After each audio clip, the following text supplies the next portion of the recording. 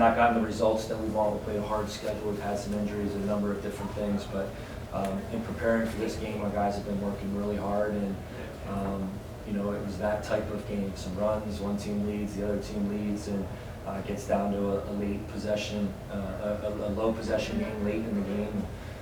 Proud of the group for making some shots, and really the defense was great. I thought they got some key stops, and you know, we took care of the basketball, and you know, turnovers have been biting them a little bit. I thought we were able to be active enough to get some of those turnovers on the defense led the offense to get us a lead over the course of the game. Questions for David? Coach, I mean, you've got maybe the toughest non-con that Colgate's ever had. Playing teams like Vermont, and you know, had not had much of the success you wanted early, but has, you know, what goes into crafting that non-con schedule when you look at it?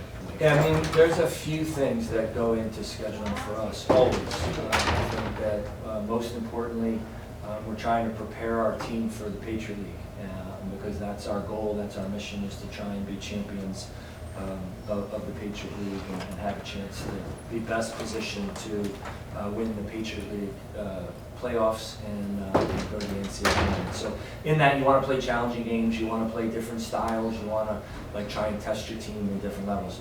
What's happened now with our success is there's not a lot of other teams. You know, most games they have to be reciprocated, meaning you can't just pick who you want to play. So somebody has to agree to play you. Well, the programs who find themselves in similar positions are programs like Vermont. And so, you know, our schedule is really challenging. Some of that is to test our guys. Some of it is to take them to really cool places like Rupp Arena to have experiences. And some of that is just circumstance. The program has had success, so when you pick up the phone and call, people say, no, sorry, we don't want to play you anymore, or we don't want to sign up to play you. And so what you're left with is teams who have that same problem like Vermont. So what does it mean to continue to battle high-level mid-majors like Vermont in a 4-year stretch? Yeah, I mean, I think that these games are fun. Like, again, regardless of the crowd, when you go to Vermont, they have an incredible crowd, and you want to test yourself against championship level programs. And so that means that those guys are built like you, and that they've come to that program. Maybe they've bided their time and not played as much early in their career to be a part of that type of program. So there's certainly a badge of honor, and I think it shows you, if you can compete in those games, of maybe what your team can become as you work your way through your own conference. Coach, can you talk about the guard play? Nicholas, guys like Jalen, Brady, towards the end there, stepping up. Just talk about how they really made a difference today and really helped control the outcome tonight. Yeah, I mean, that's our experience, and there's not. I mean, Nick is, you know, he was a starter before he got injured last season. He's worked really hard over his career to kind of have this opportunity. His teammates voted him a captain, so you know, he's put in the time to be in position to do that. But he's not a guy who's been out there for 120 games and playing 30 minutes a game. You know, Brady Cummins, similar, and a year younger than him. And Jalen Cox, you know, showing the load as a primary ball handler in just his second season. But with Jeff out due to injury, that's the most experience we have. And so really proud of them, of kind of managing the game, of not turning the ball over carelessly. I think that helped us significantly get enough possessions, you know, and make enough shots and plays to get the lead. The versatility of those guys on the defensive end too, Jalen and Nick specifically, I think really helped our team. And so winning a close game like this against a good opponent, especially with some great defensive possessions there towards the end and a couple of huge free throws, what does that do for your momentum moving forward as you get closer to conference play? Yeah, it doesn't do anything for my momentum.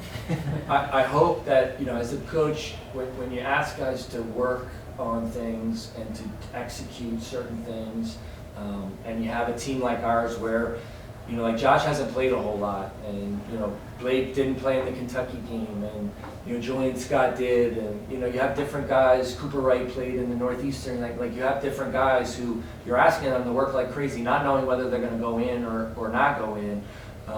There's a sense of, and we talk constantly about being a process-driven organization. You want, as a coach, for there to be validation to the process. And so when you're able to beat a team like Vermont, who, you know, has some good wins to their name, you know is going to be in the hunt in the America East, that provides that validation, I think, to to ask the guys over the course of the next week and beyond to be that this works. That when you pay attention to what you're supposed to do, yes, there's history that shows that, but that they can experience it for themselves, I think, is significant. Thank you. Questions for Nick? Yeah, Nick, just talk a little bit about today's performance, leading scorer of the game, and just what kind of went into your mindset today when you came into this one, and how you wanted to step up and really take charge today? I would say my mindset, I kind of like just let the game come to me and just like kind of play off my teammates. And my coach is always telling me to play off my shot, so I've been trying to incorporate that more into my game. And I just kind of felt good. Like I made my first couple shots and I just was out there, and coach said, if you feel good, take it. So points off turnovers was a big disparity in this contest. So what was your mindset? Obviously there weren't as many possessions in this contest, but what was your mindset once they turned the ball over on offense for you guys to go down the floor and take advantage of those opportunities? Well, coach says the best transition offense is 1-on-0, so we try to look for that first, and then we look for the 2-on-1, and yeah, we just get into our offense from there. But yeah, turn the ball over and push and try to find the 2-on-1 or the mismatch and just play from there. And clutch free throws late from everybody. What's it like to have that feeling of relief? How you can have anybody go to the line and make them late? Oh no, it feels amazing, especially like having guys step up like Josh. Josh is a freshman coming in and making those 2 big free throws, and Brady has been struggling recently, but came in and made, I think, would you say 7 out of 10 free throws, which is like just great for us and probably great for his confidence as well. So yeah, we're definitely gonna need that going forward. Kind of to everyone who wants to speak on this, to reiterate what we were talking about earlier with that tough non-conference schedule. You guys had a battle down in Syracuse earlier this year. You went to Rupp Arena and really put a scare in the Wildcats. Just talk about how those tough tests early on are really going to help you guys in the long run going forward. I think just like experience, like we're a young team, like coach was pointing towards. So just even me being in games, those situations, like this is the first time I've ever been in those games in this role, and Jalen as well, and Brady. So just being in those games early on in the year, I think will definitely help us later on if need be, because we have the experience now. Yeah, I think it's exactly that. I mean, it's one thing to have a lead in front of 20,000 people in the second half at Big Blue Nation and staring down the top 5 team in the country. It's another experience to be down 2 baskets where you had an 11-point lead at home against a Vermont team that's hovering around 500, and it's a game that you really can win, and you positioned yourself to do so, and closing it out is another experience.